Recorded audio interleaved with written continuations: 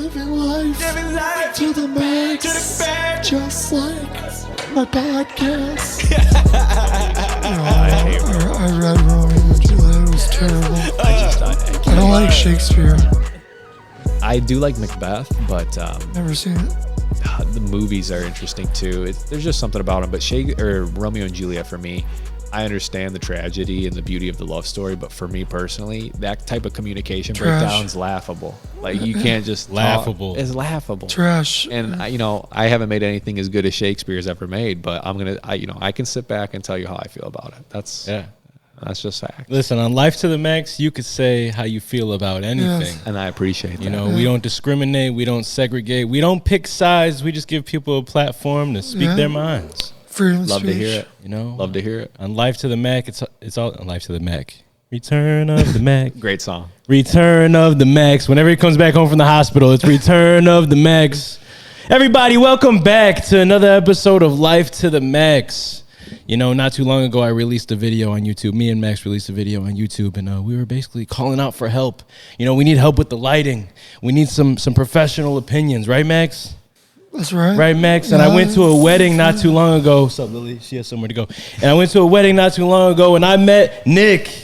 Yes, sir. He was the man holding the camera at the event. Yes, sir. Got to chopping it up, said I got a podcast. He listened to it a few times, hit me back, said he's a fan. And we're going to get right into his interview. Right after the intro, Max. I want to tell you guys, shit happens. I was in the Army. I got in a car accident, and I'm paralyzed from the neck down, but I'm breathing through a machine. But that doesn't stop me from following my dreams and doing what I love to do. Woo! I don't got an excuse, and neither do you. Let's get into this. He said neither do you. He didn't say neither should you. He's telling you straight up, you don't have an excuse. Nah, man. And I couldn't agree more. Oh, yeah. Yeah. So listen, you said you've been listening to the podcast. What's a one moment that stood out to you? A one moment, I'm not even making sense. Any moment during the show that stood out to you the most? I love the I Think I'm Gay episode. Yeah? That was great. I'm really one of just the OG enjoying it. episodes. I will say I have been slacking. I got some homework to do. I think I've seen about 6 episodes, but I have a 15-minute drive home to Rockford, Illinois, in which I call home, and I'll throw on another episode right there and get to work. Yeah. Hell yeah. So in the third episode, I don't know if you know, but Megan actually came back recently, maybe 2 episodes ago, and she talked more in depth about her wife shooting her in the chest in her own home. So crazy story. Speaking of marriages, you should tell us some eventful moments in your wedding photography career. Sure thing. Yeah. So just some background for the audience. So right now I work for a company called Oak House Wedding Films, and it's out of Rockford, Illinois. We specialize in just like highlight wedding films, which I'm sure it's kind of making its way into the limelight, public eye, where some people are getting those for their weddings. I know it's not the top priority over photography, but people are finding it that they can fit into their budget, and they purchase a video. And essentially all it is like a 3-minute, 4-minute. We offer different packages, but basically a music video with cool shots, cool cinematography throughout the day. And yeah, honestly, no complaints. I'm just happy to be shooting for a living. I love working with cameras, both photo and video. And there's a lot of things that are worse to shoot than a big party, which a wedding is. Yeah. But leading into that, of course, there's some interesting stories that you run into at the weddings. And is that kind of where you want me to go with this? Yeah, they got like the show Bridezilla. Of have course. you ever dealt with any crazy husbands or crazy wives that want everything perfect, but their version of perfect is never perfect enough, Definitely. And it is interesting. It's like if you're dropping 10,000 plus on a day, I completely understand being upset if something doesn't really go according to plan. But Murphy's Law is going to Murphy's Law. Yeah, anything that can go wrong will go wrong. And yeah, I've definitely ran into a couple brides who can be a little snappy. But the one thing I will say, I'm not going to try and boast about our company, but we're kind of known as we try and be the nicest vendor, because what's nice with the videographers, the photographer is really the one pushing the day along with the planner, pushing the day forward. They're the ones who kind of have to get the shots. Video can kind of be tied to their hip in that way and be more fly on the wall, which is actually kind of how I got my start in documentary filmmaking. And yeah, so I've ran into some brides, and you know, they'll be snappy, but where I'm trying to get to is normally they're not ever really mad at the videographer, which is a beautiful thing. Lily wants to talk on the mic, fellas. You can tell Lily, what's going on? it's throwing Nick's game off. She's being a bridezilla. Yeah. Lily's being a bridezilla. Nah, she's just going out real quick, fellas. But yeah, anyways, so yeah, I've definitely run into some interesting brides, but I will say most of the time it's pretty chill, and there's some days that it doesn't even feel like you're working, where you're just kind of, everything's paced out nicely. I think that's the biggest thing with a wedding is having a day of coordinators. It makes a big difference, but of course I'm not going to sit here and blame someone for not hiring one. Weddings are expensive, and if I've had a major takeaway from shooting these weddings is me personally, it's all personal taste. I don't know if I'd be dropping that much on a day like that. I'm going to a church, and my bishop is marrying us for free. But yo, Max, when I introduced, wait, hold up. So I think like the reason why they spend so much money is so they can relive it. You know what I mean? For sure. That's what, like, my friend Abby, like, she just got married a year ago or 2 years. I don't fucking know, but she got married and she paid $3,000 for the videographer. Yep. And I think they just did the dance and like a few videos of her like eating the cake and stuff. That's $3,000. So she wanted it to be nice, and it turned out to be really nice, you know, but like I understand like where they're coming from with a wedding videographer. Instead of photos like back then in the 70s, 80s, 90s, 2000s, like, you know, 2000s, like instead of photos you have a video and you can remember when you were young, you know what I mean, like 20 years later. So I think that's like a huge reason why they want it to go fucking perfect. Oh, no, absolutely. And the video goes, just like you said, it's to relive that moment. And we're to a point in technology, as we can see with these nice, beautiful instruments, these cameras that are cooking up this video right now. We're to a point where the picture quality is so good, you really can kind of jump in and relive that moment. And specifically, I went through a phase because I probably shot, I want to say like 90 weddings now in my life. I got started with this company in 2018. And, but the thing for me is it's, you know, you never know. It may be the last time on video that grandma's captured or something along those lines. The whole family's together. Yeah, so it's like I've kind of really become at peace shooting the weddings and not like being like, oh, this is over dramatic and all this, because, you know, for a lot of people, this is the biggest day of their life. And the fact that we can deliver a 4K, basically music video for them along with dance videos and toasts, that's cool to me. And we got it down to a system where they can look good, but yeah, we can get them out quick. And as of right now, I like what I do, but yeah, I just actually this past year moved more into the booking managing role, an editor. So I'll be shooting a little less this year, which will just be nice to get my weekends back a little bit, but I still got my hands in each Very portion nice. of the process. Yeah, usually it's a weekend when weddings occur. So your weekends have been taken, my friend. Oh yeah. Last year was from about May to October, very far and in between that I have a Saturday free. Very interesting. As you can tell, I moved to the booking manager role for a reason. Yeah, definitely.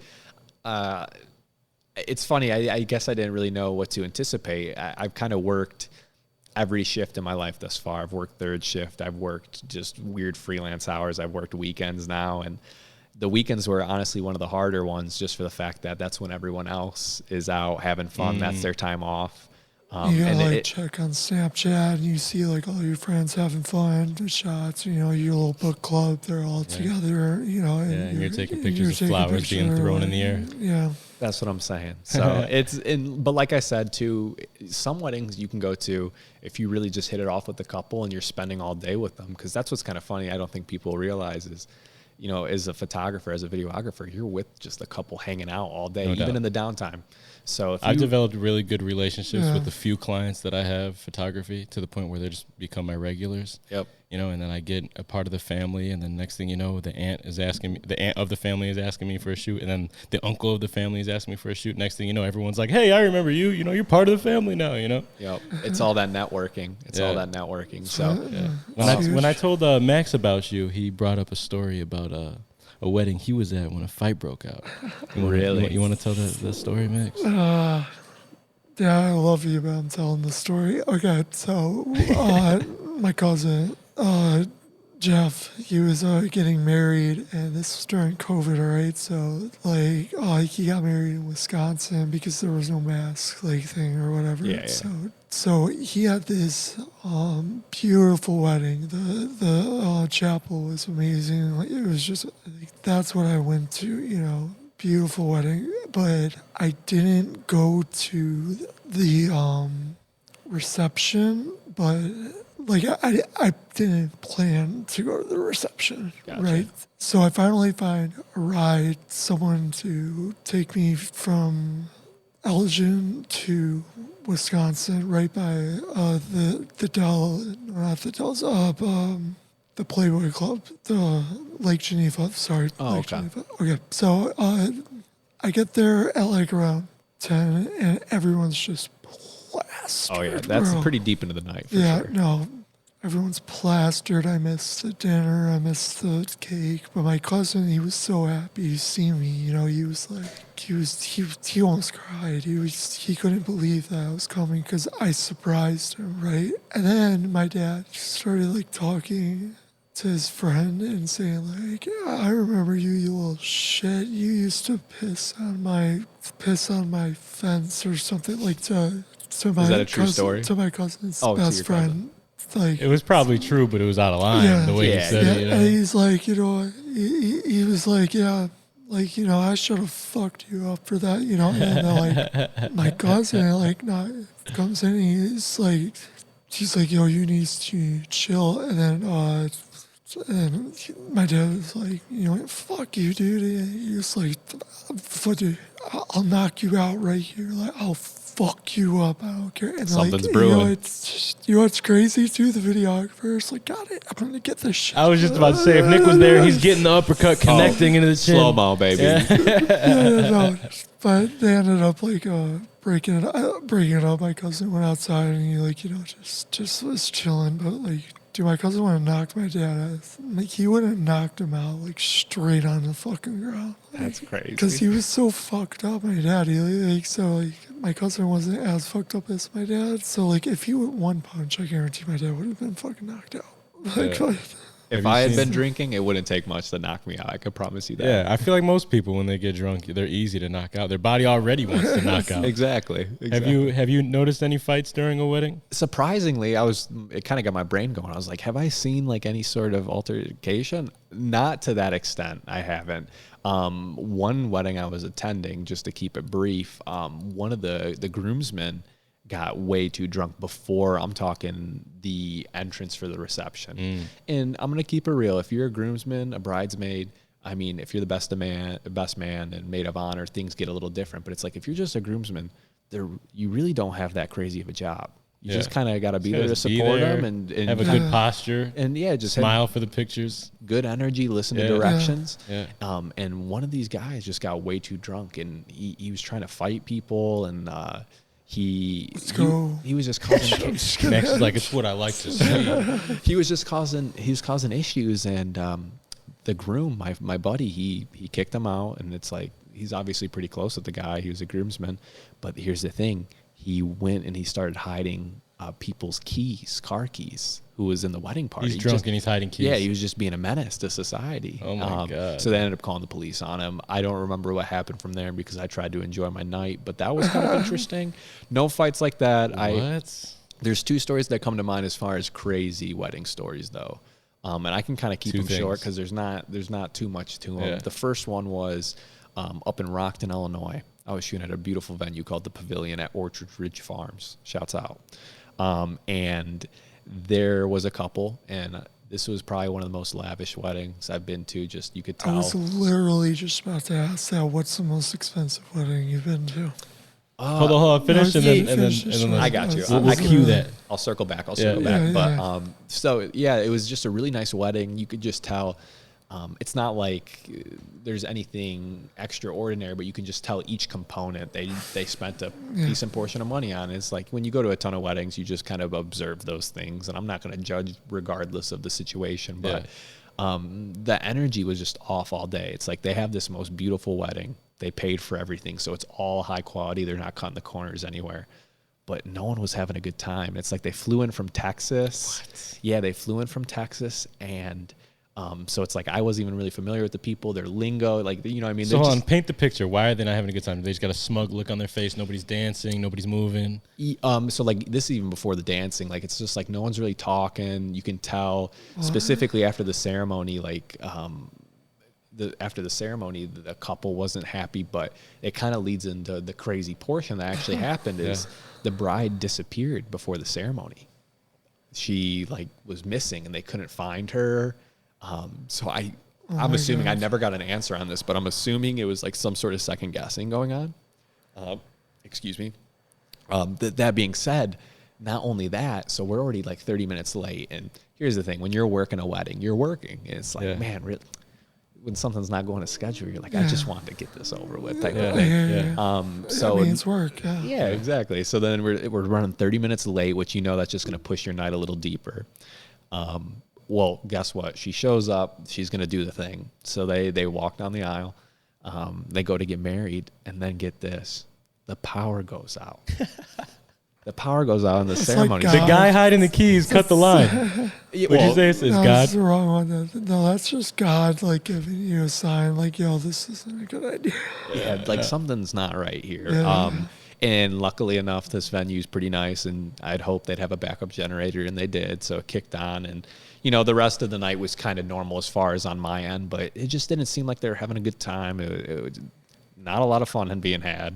Not a lot of people at this wedding too, I had to mention. Imagine paying top dollar for a lavish wedding. And the like you're the father paying for it, right? That's how it normally. Yeah, goes. I think that's like the normal. Imagine you're paying for a wedding in your 60s. This comes out of your retirement, and nobody's having a good time. That's dude. That's come on! fear. If nobody's having a good time at this wedding, I'm having a good time. Me and my wife are turning up. I'm getting my boys that I brought. We're gonna get our walkers out there. I don't even know. Yo, I actually have to tell you a crazy story, a crazy wedding. Actually, let's hear it. It's my parents. What year? You know the year? It's I think it was like late 80s. Okay. Late 80s, yeah. He got married when he was 23. Okay, that's a young age. Yeah, no, but that's how it was back then. You would get married when you're 23, right? So my dad got in a fight with my mom the day before the marriage, and my dad went to O'Hare, and he literally just looked at like all the like things for first flight out, and he saw New York, and he said, "I'm going to New York." So he just went straight to fucking New York. Yeah, no way. I forgot about this. Your dad just told the story. Yeah, it's unbelievable. Just went to Didn't New tell York. anybody but his dad. So what was the aftermath? What? So he went to New York, right? And he was just chilling, and he was like, I'm gonna hit up my aunt in New York. So he goes to see her, and then like she's like, what are you doing? Like, 'cause she couldn't come to the wedding. You're getting married today. And he's like, oh, I'm fine. He's fucking plastered, and it's like in the morning, and literally my grandpa was flying from Moscow because he was a diplomat. So he was flying from Moscow, and he ended up showing up there, and he's like, you better get your ass back to Chicago and go. You gotta get married. Go marry my mom, right? His dad said nobody knew where he was at except his dad and his dad. Yeah. And his dad pulled up and said, you're going to marry that girl. So he got dragged back to Illinois and married her. So he went. So my opa, my grandpa, R.I.P. Opa, he basically said, get back to Chicago. So he flew back to Chicago, and the ceremony was in 3 hours, and he got there at 4, and he was still plastered, and he's still drinking, and the tux is there and everything. It's a candlelit wedding, and get this, my mom is sick, so they want to cancel it. But my mom's dad was like, no, and then she's like arguing with my dad. There's so many different things saying don't get married today. Yeah, but she's like arguing with my my mom's dad is arguing with my dad, right? And she's like, he's like, you better marry my daughter. And like, it's like, I spent a lot of money on this wedding. And then my Opa started arguing with him. So now both families are arguing, you know, like, kind of like, God. yeah. And then finally my mom said, fuck it, I'll do it. And my dad got married that night. And There you go. But then she had walking pneumonia. Oh my God. Like, there's so many factors here to unpack, but I guess the moral of the story is shout out both your grandpas for holding it down and saying, let's do this thing. Yeah, They were probably the two investing in it. And my dad's he was sweating bullets. He was just sweating like crazy because it was a candlelit wedding. Oh my God. You know, and but it's just crazy. Like, he went to New York, and then he like came back from New York to Chicago, and then he's in Chicago, and he marries my mom, and my mom has Drunk and jet lagged? I do. Yeah, I do. crazy. I do. Yeah. That's an incredible story. Yeah. Well, are they still married? Or? No, they're not. Okay. So I guess all the signs were there. But even though they're divorced, they still come over for Christmas and Thanksgiving for Max. So Yeah. it's a beautiful chaos. Yeah. But it was. If they didn't get married, they wouldn't have. I wouldn't be alive. So Exactly. Shout out to my great grandpas. You know. There you go. Yeah. They pushed through. They prevailed. Yeah. Hell yeah. They really did. Very nice. Yeah. What was the second crazy story? So really fast before the second crazy story, I know you mentioned like what was the most extravagant wedding I shot. Yeah. I think it was actually recently in November. I was at an event. It was at Medina Golf Course. Oh, Have you guys- dude, that place is beautiful. Yeah, crazy to- golf course. I used to. I think I caddied once there. Yeah, but my friend used to caddy there all the time. But yeah, continue.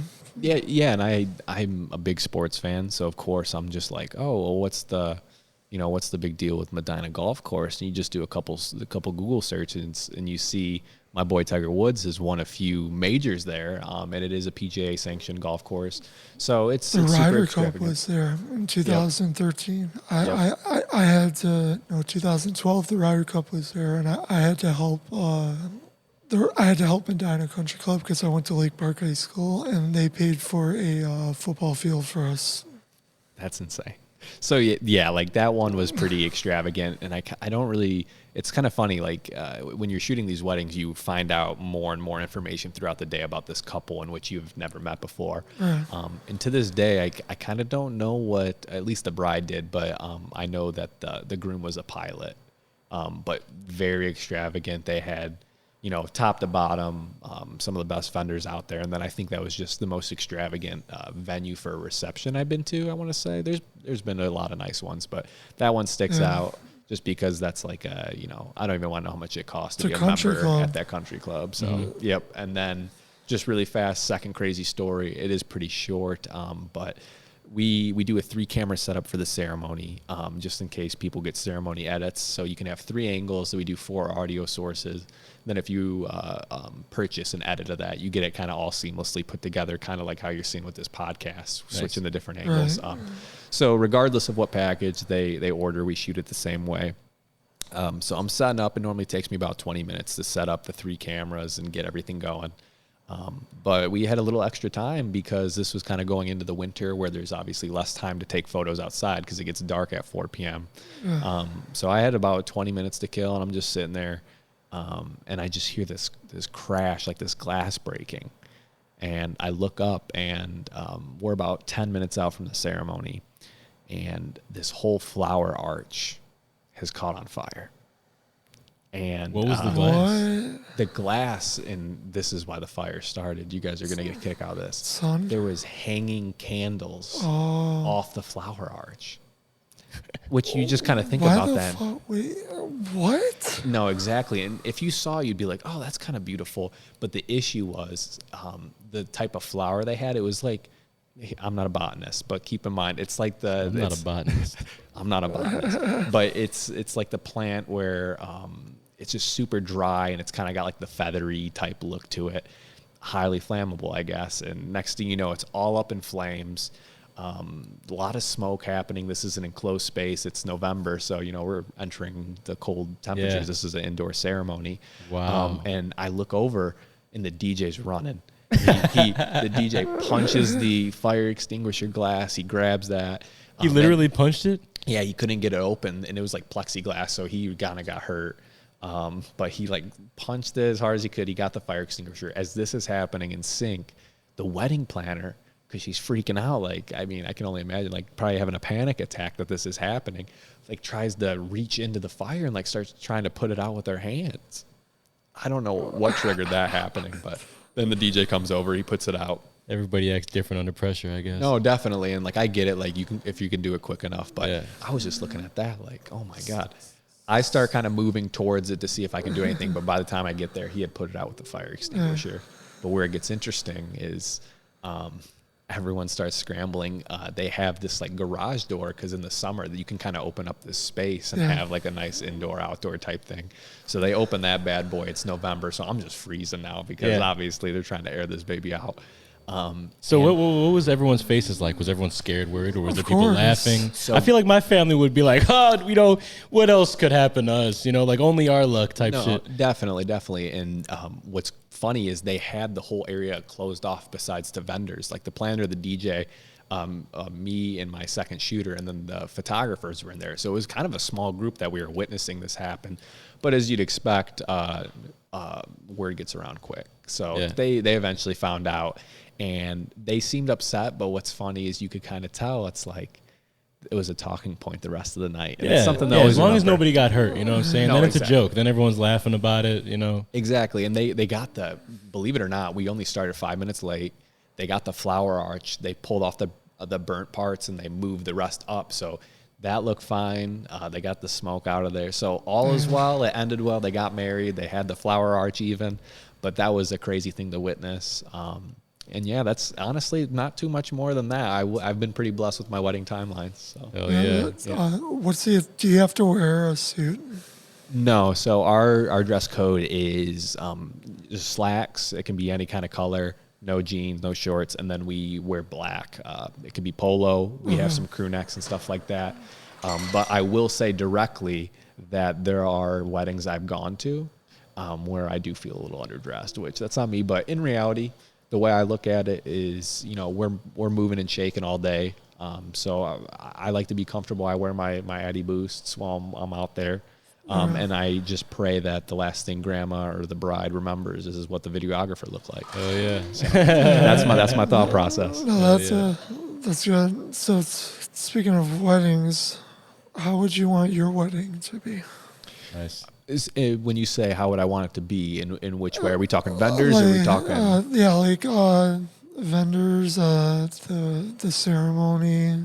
Yeah, I think I'd want the ceremony about 15 minutes or less. If I'm making a little list just based off my experience shooting these things. The DJ you have to have an incredible DJ.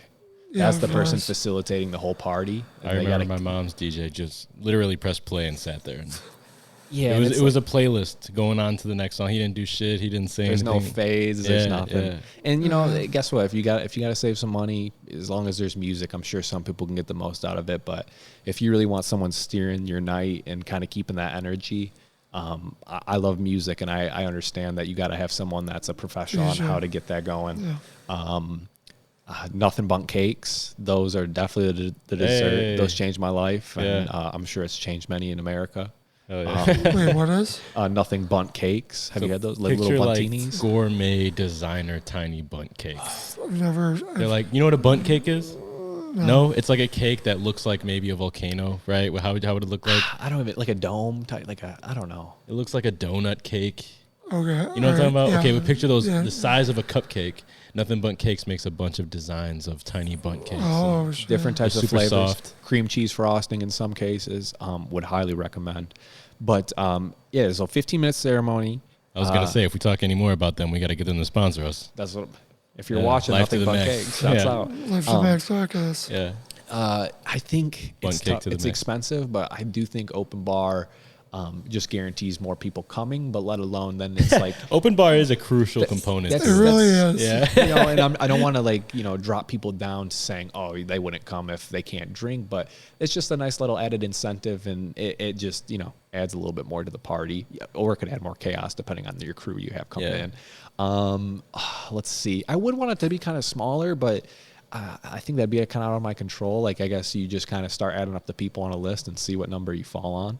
I think you are helping a lot of people if they are planning a wedding, if they're listening to this, or if they're planning a wedding in the future, because you just said the crucial thing is music, the DJ. Oh, yeah. So Definitely. you need to invest in the DJ.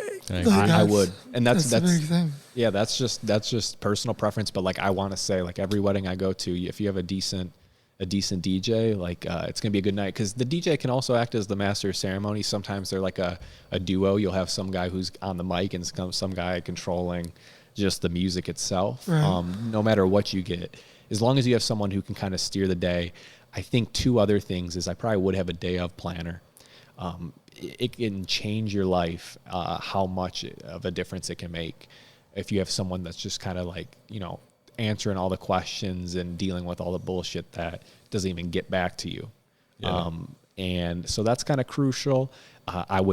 I'm a big photo guy. I love photography. I also shoot video. I like cameras. So I think right up there with it is you just got to get a photographer you're comfortable with. You got to get a photographer who you believe in. And, you know, I would love to say you should get a photographer where you trust in their creative abilities enough that you don't even send them. I mean, it's never a bad thing to send ideas, but like, if you truly entrust in them, then you don't even have to be worrying about that the whole day. Yeah. You know that they're going to be getting the candidates that you want, and then when it's time to break down and do some poses, they're gonna get you right. Yeah. I can't imagine the stress of that day. Like, I really can't, because you're spending a lot of money. You're marrying the love of your life. Everyone you know is around you. And everyone you know is around you. And it's kind of like the military, because the military wants everything to be perfect. Like, if there's a change of command, we have to like practice it night from dusk to dawn, honestly, you know. So like, weddings are kind of like the same thing. Like, they have to be like perfectly planned. Like, everything has to go right. Everybody has to be in their place, you know. 100%. Like, don't they do like rehearsals, right? Yeah, rehearsals for the ceremony, just because that's definitely the most traditional element in most cases. It doesn't have to be, but it's just the most set rules. Even if it's a Catholic wedding, there's a lot more that goes into it as well. Yeah. But yeah, so that would break it down. I'd also say if you're in the city, and you're going around taking photos, an investment in a party bus or something that's going to transport you there is going to be nice. Yeah, that's I right. think that's kind of a given. I'm trying to think here, because there's some other wedding tips or not even tips, just stuff I've kind of observed throughout the years that can really just change the dynamic of the day. But yeah, day of planner, get a photographer you're comfortable with. If you have the money, get video, just because, you know, we live in an era where that can be useful. And, you know, it's 4K now. You know, you're digitally engraved forever with some clips. But if I think of any other ones in the rest of this podcast, I'll throw them out there. But what are one of the things people worry about the most, and it's not that important let's see. in regards to a wedding? That's a good question. 746. 746. Okay. I will say, and I get it, but from a video perspective, because this is something that I'm always kind of like, oh, is that really necessary? There's a lot of stuff when like you're getting ready that people want documented, whether it be like gift exchange and stuff like that. But there's just certain things that I do think would be more beneficial in like an intimate setting instead of getting, you know, a posed video or photo of it. Yeah. And first look is kind of right there with it. Like, I get wanting to have that captured, because then you have the reaction, you know, permanently captured. But also, you know, you're introducing other bodies of people you don't really know standing there right there for this intimate moment. And for some people, it doesn't matter. It's like, you know, they're the only two in the room. But I would say there's some times when the first looks can be pretty underwhelming, and I almost wonder if it's because of how much theater goes into setting that up, if that makes sense. So, Yeah. So let's back off on the wedding a little Sure. bit. Your job. So what got you into cameras? Let's reset. Yeah, go sure. back. What got you into cameras? Give me like a short summary. Yeah, I could just burn through it really fast. So, yeah, name's Nick Talan, 24 years old, born in Sheboygan, Wisconsin, moved to Rockford, Illinois when I was pretty young. I want to Nice. say under 6 months. Been in Rockford, McChesney Park, Lowe's Park area ever since, which is kind of that whole same vicinity, northern Illinois. And yeah, so early in high school, I want to say my sophomore year, I really started just getting into photography, not even because I follow, because at that point, it was mostly Facebook. Instagram was just kind of coming around and nothing like that. So I didn't really have any like photographer influence. And I also wasn't into movies as much as I am now. So it's like I just had this weird fascination with taking photos. They're not very good. I still have a lot of them. But so in 2014, I started taking photos with my smartphone, which was like this Moto Droid smartphone. Nice. Not the best quality. And then within that same time frame, I love sports. So I was like, oh, maybe I'll do sports broadcasting. Didn't really know what I wanted to do. And my brother was 2 years older than me, went through the same school district, and he took a class called Harlem News Network. I went to a school called Harlem High School. And as you guessed it, HNN, Harlem News Network, was a newsroom simulator where you kind of created features, like the stories. Beacon. Broadcast experience. Yeah, Okay. yeah. And so he kind of got into that. And it almost worked in a way where then he graduated, went to this community college, which I'll get into in a second. And I was like, you know what, H&N, that sounds kind of interesting. I like cameras. Excuse me. I ate that. Wendy's a little too fast earlier. And then so my senior year, I was still kind of trying to figure out what I wanted to do, but I knew I liked cameras. So I took H&N, Harlem News Network, good experience there. And then I took a class called the Harlem Veteran Project. And what this was is you get an interview from a veteran, and at that point it was Vietnam era that we had interviews from. That's awesome. Yeah, so then the whole year, both semesters, you spend it learning Adobe Premiere, and then you can kind of go the extra mile and learn After Effects for like motion graphics and stuff like that, and you turn that 2 hour to 3 hour interview into a 15-minute to 30-minute documentary. Really beautiful experience. Honestly, I did my documentary with a veteran called Lauren Salzman. That was his name. And shouts out Lauren. He's Thank still you for your service. Yeah, he's still killing it out there. My boy Lauren.